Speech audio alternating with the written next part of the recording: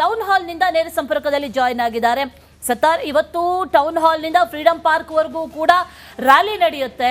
ಆ ರ್ಯಾಲಿಗೆ ಸಿದ್ಧತೆ ಯಾವ ರೀತಿ ಆಗಿದೆ? ಜೊತೆಗೆ ರ್ಯಾಲಿಗೆ ಬಂದಂತಹ ಸಂದರ್ಭದಲ್ಲಿ ಏನಾದರೂ ಪ್ರತಿಭಟನಾಕಾರರನ್ನ ವಶಕ್ಕೆ ಪಡಿತಾರಾ? ಅದಕ್ಕೇನಾದರೂ ಸಿದ್ಧತೆಯನ್ನ ಮಾಡ್ಕೊಂಡಿದ್ದಾರಾ? ಹೇಗಿದೆ ಅಲ್ಲಿನ ಚಿತ್ರಣ ಸದ್ಯಕ್ಕೀಗ?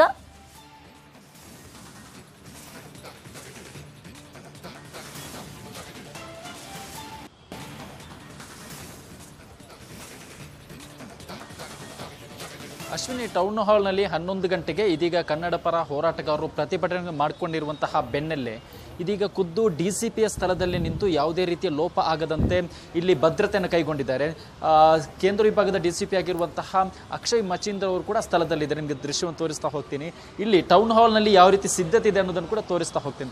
ಬಹುತೇಕ ಪ್ರತಿಭಟನಾಕಾರರು ಎಲ್ಲಿ ಎಂಟ್ರಿ ಆಗ್ತಾರೋ ಅಲ್ಲೆಲ್ಲೂ ಕೂಡ ಪೊಲೀಸರು ಬಿಗಿ ಭದ್ರತೆಯನ್ನು ಕೈಗೊಂಡಿದ್ದಾರೆ. KSRP ತುಕಡಿ ನಿಯೋಜನೆ ಮಾಡಲಾಗಿದೆ. ಜೊತೆಗೆ ಬ್ಯಾರಿಕೇಡ್ ಹಾಕಿ ಯಾವುದೇ ರೀತಿಯಲ್ಲೂ ಕೂಡ ಎಂಟ್ರಿ ಆಗದಂತೆ ತಡೆಯುವಂತಹ ಒಂದು ಕೆಲಸವನ್ನು ಮಾಡಿದ್ದಾರೆ. ಪ್ರಮುಖವಾಗಿ ಟೌನ್ ಹಾಲ್ನಲ್ಲಿ 11 ಗಂಟೆಗೆ ಪ್ರತಿಭಟನೆಗೆ ಪ್ಲ್ಯಾನ್ ಮಾಡ್ಕೊಂಡಿದ್ರು ಕೂಡ ಈಗಾಗಲೇ ಖುದ್ದು DCP ಅವರು ಕೊಟ್ಟಿರುವಂತಹ ಹೇಳಿಕೆ ಪ್ರಕಾರ ಯಾವುದೇ ರೀತಿಯಲ್ಲಿ ಅನುಮತಿ ಇಲ್ಲ. ಯಾಕಂದರೆ 2023ರ ಕೋರ್ಟ್ ಸೂಚನೆ ಆದೇಶದ ಪ್ರಕಾರ ಫ್ರೀಡಂ ಪಾರ್ಕ್ ಹೊರತುಪಡಿಸಿ ಬೇರೆಲ್ಲೂ ಪ್ರತಿಭಟನೆಗೆ ಅಥವಾ ರ್ಯಾಲಿಗೆ ಅವಕಾಶ ಇಲ್ಲ. ಒಂದು ವೇಳೆ ಯಾರ್ದಾವುದು ಪ್ರತಿಭಟನಾಕಾರರು ಅಥವಾ ಹೋರಾಟಗಾರರು ಬಂದು ಟೌನ್ ಹಾಲ್ನಲ್ಲಿ ಪ್ರತಿಭಟಿಸಲು ಮುಂದಾದ ಸಂದರ್ಭದಲ್ಲಿ ಅವರನ್ನು ವಶಕ್ಕೆ ಪಡೆಯಲು ಎಲ್ಲ ರೀತಿಯ ಸಿದ್ಧತೆ ಆಗಿದೆ. KSRP ತುಕಡಿ ನಿಯೋಜನೆ ಆಗಿದೆ. ವಶಕ್ಕೆ ಪಡೆದು ಅವರನ್ನು ಬೇರೆ ಅಂದರೆ ಫ್ರೀಡಂ ಪಾರ್ಕ್ಗೆ ಕರೆದೊಯ್ಯಲು ಬೇಕಾದಂತಹ BMTC ಬಸ್ಗಳನ್ನು ಕೂಡ ನಿಯೋಜನೆ ಮಾಡಿದ್ದಾರೆ. ಜೊತೆಗೆ 4 ಸ್ಟೇಷನ್ಗಳ ಲಿಮಿಟ್ಸ್ ಸರಿಸುಮಾರು 150ಕ್ಕೂ ಅಧಿಕ ಪೊಲೀಸರು ನಿಯೋಜನೆಗೊಂಡಿದ್ದಾರೆ. ಖುದ್ದು ಪಶ್ಚಿಮ ವಿಭಾಗದ ಟ್ರಾಫಿಕ್ ಪೊಲೀಸರಾಗಿ ಟ್ರಾಫಿಕ್ DCP ಆಗಿರುವಂತಹ ಅನೂಪ್ ಶೆಟ್ಟಿ ಕೂಡ ಸ್ಥಳಕ್ಕೆ ಬಂದು ಪರಿಶೀಲನೆ ಮಾಡುವಂತಹ ಒಂದು ಕೆಲಸವನ್ನು ಮಾಡಿದ್ದಾರೆ. ಜೊತೆಗೆ ಕೇಂದ್ರ ವಿಭಾಗದ DCP ಆಗಿರುವಂತಹ ಅಕ್ಷಯ್ ಮಚೀಂದ್ರ ಕೂಡ ಖುದ್ದು ಸ್ಥಳದಲ್ಲೇ ನಿಂತು 11 ಗಂಟೆಯ ತನಕ ಕೂಡ ಅಂದರೆ ಹೋರಾಟಗಾರರು ಪ್ಲಾನ್ ಮಾಡಿಕೊಂಡಿರುವಂತಹ ಆ ಸಮಯದ ತನಕ ಕೂಡ ಸ್ಥಳದಲ್ಲೇ ನಿಂತು ಎಲ್ಲ ರೀತಿಯ ಭದ್ರತೆ ವ್ಯವಸ್ಥೆಯನ್ನು ಕೂಡ ಮಾಡಿಕೊಂಡಿದ್ದಾರೆ. ಯಾವುದೇ ರೀತಿಯ ಪ್ರತಿಭಟನೆಗೆ ಅವಕಾಶ ಕೊಡಬಾರದು ಅನ್ನೋ ಕಾರಣಕ್ಕಾಗಿ ಟೌನ್ ಹಾಲ್ಗೆ ಎಂಟ್ರಿ ಕೊಡುವಂತಹ ಎರಡೂ ದಿಕ್ಕಿನಲ್ಲೂ ಕೂಡ ಇದೀಗ ಪೊಲೀಸರು ನಿಯೋಜನೆಗೊಂಡಿರುವಂಥದ್ದು. ಅಶ್ವಿನಿ, ಆಲ್ ರೈಟ್ ಸತ್ತಾರ್, ಹಾಗೆ ಸಂಪರ್ಕದಲ್ಲಿ ಮುಂದಿನ ಹಂತದಲ್ಲಿ ಮತ್ತಷ್ಟು ಡೀಟೇಲ್ಸ್ ಅನ್ನ ಪಡ್ಕೊಳ್ತೀವಿ. ಈಗ ಈ ಬಂದ್ಗೆ ಕರೆ ನೀಡಿರೋದು, ಅದರ ಜೊತೆಯಲ್ಲಿ ಪ್ರತಿಭಟನೆಗಳನ್ನ ಕೂಡ ಅನೇಕ ಕಡೆಗಳಲ್ಲಿ ಮಾಡಲಾಗ್ತಾ ಇದೆ. ಕನ್ನಡ ಪರ ಸಂಘಟನೆಗಳು ಅನೇಕ ಕಡೆಗಳಲ್ಲಿ ಪ್ರತಿಭಟನೆಯನ್ನ ಮಾಡ್ತಾ ಇದೆ.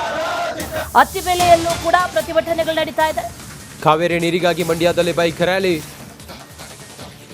ಮಂಡ್ಯದ ಪ್ರಮುಖ ರಸ್ತೆಗಳಲ್ಲಿ ಬೈಕ್ ರ್ಯಾಲಿ ನಡೆಯುತ್ತಿದೆ. ಬಂದ್ಗೆ ಸಹಕರಿಸಬೇಕು ಅಂತೇಳಿ ಹೋರಾಟಗಾರರು ಮನವಿ ಮಾಡ್ತಾ ಇದ್ದಾರೆ.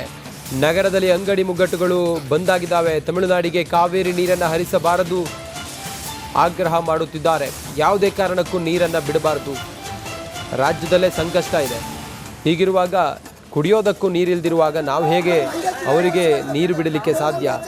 ಅಂಗಡಿ ಮುಗ್ಗಟ್ಟುಗಳನ್ನು ಬಂದ್ ಮಾಡಿಸುತ್ತಿದ್ದಾರೆ. ಮನವಿ ಮಾಡ್ತಾ ಇದ್ದಾರೆ, ವಿನಮ್ರವಾಗಿ ವಿನಂತಿಸಿಕೊಳ್ತಾ ಇದ್ದಾರೆ. ಮಂಡ್ಯದಲ್ಲಿ ಬೈಕ್ ರ್ಯಾಲಿ ಮೂಲಕ ನೀವೇನು ಗಮನಿಸ್ತಾ ಇದ್ದೀರಲ್ಲ, ಅದು ಮಂಡ್ಯದ ಮಾಲ್ನ ಎದುರಿನಲ್ಲಿ ಬೈಕ್ ರ್ಯಾಲಿಯಲ್ಲಿ ಬಂದಂಥ ಕನ್ನಡ ಪರ ಸಂಘಟನೆಯ ಹೋರಾಟಗಾರರು, ರೈತರು ಮಾಲ್ ಓಪನ್ ಇದ್ದದ್ದನ್ನು ನೋಡಿ ಅವರಲ್ಲಿ ಮನವಿ ಮಾಡಿ ಬಂದ್ ಮಾಡಿ ನಮ್ಗೆ ಅನ್ಯಾಯ ಆಗಿದೆ, ನಾವು ಸರ್ಕಾರಕ್ಕೆ ಒಂದು ಸಂದೇಶವನ್ನು ರವಾನಿಸಬೇಕಾಗಿದೆ, ತಮಿಳುನಾಡಿಗೆ ನೀರು ಕೊಡಬಾರ್ದು ಅನ್ನುವಂಥ ಸಂದೇಶವನ್ನು ರವಾನಿಸಬೇಕಾಗಿದೆ, ನಿಮಗೂ ಕೂಡ ಕುಡಿಯೋದಕ್ಕೆ ನೀರು ಬೇಕಲ್ಲ.